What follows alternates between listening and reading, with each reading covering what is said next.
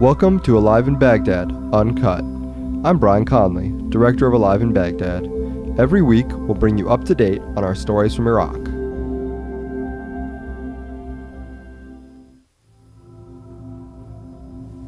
We're often asked how we keep our correspondents safe, how much we worry about them, how we deal with putting people's lives in danger. Until last summer, we had not had any operational disasters, and as of now, we've only had one directly related to AIB's work. That was the kidnapping of our correspondent, Marwan Ghassan. I'm going to read a brief piece of the first blog I wrote after hearing about his kidnapping. It is foolish to have thought we might somehow be safe from the violence and chaos of Baghdad's streets. However, I somehow believed we had a kind of special defense or protection against the ordinary violence of Baghdad in 2006. On Sunday morning, between 11 a.m. and 12 p.m., one of our newest correspondents disappeared from the Al-Amal neighborhood. He was there with his brother, gathering B-roll of the security in place around Baghdad's gas stations, as well as the long refueling lines that continue to insult the residents of one of the world's most oil-rich countries. وصلنا شارع عام وقفنا نزلوا راسي خلوا جو الكوشن بحيث حتى من هون نشوف الطريق.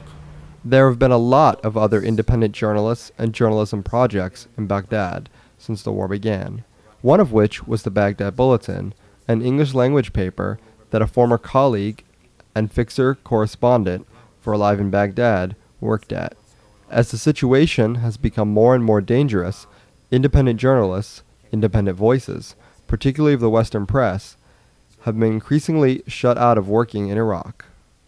Now there are few independent media voices in Iraq, and even fewer that reach outside the country. Although the independent Iraqi press began to thrive almost immediately after the fall of Baghdad, small local papers such as the Arab Flag and others have been increasingly put at risk, increasingly targeted by sectarian, political, and criminal violence.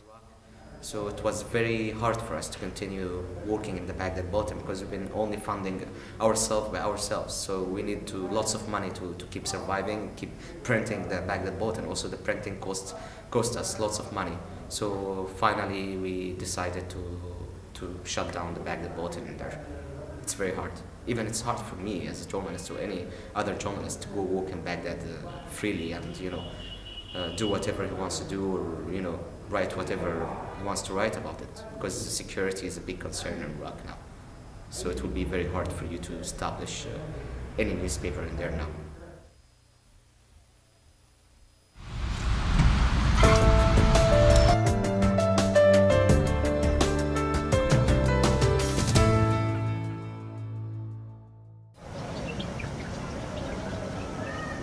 Although our viewership has been worried about our correspondence and is shocked to hear it, we have only had one person, loosely affiliated with the project, killed in Iraq. Ala Adil was a friend of Issam Rashid and assisted him sometimes in arranging interviews, keeping an eye out while Issam was shooting in public, and things of this nature. Ala was killed, however, not working on a hot story, but simply driving to meet Issam for another project they were working on, unrelated to AIB. Issam and most of his family were nearly killed when his wife went into labor and they were rushing to the hospital.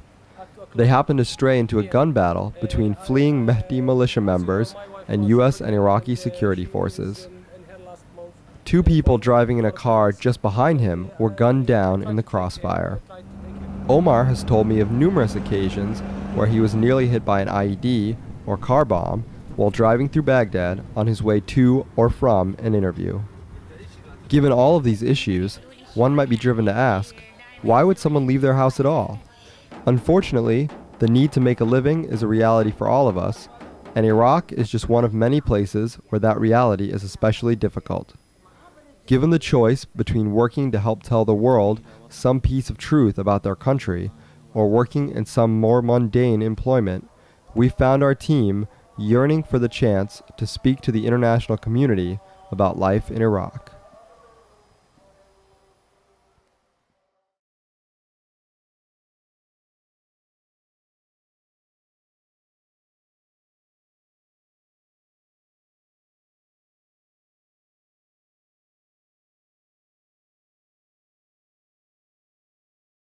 you.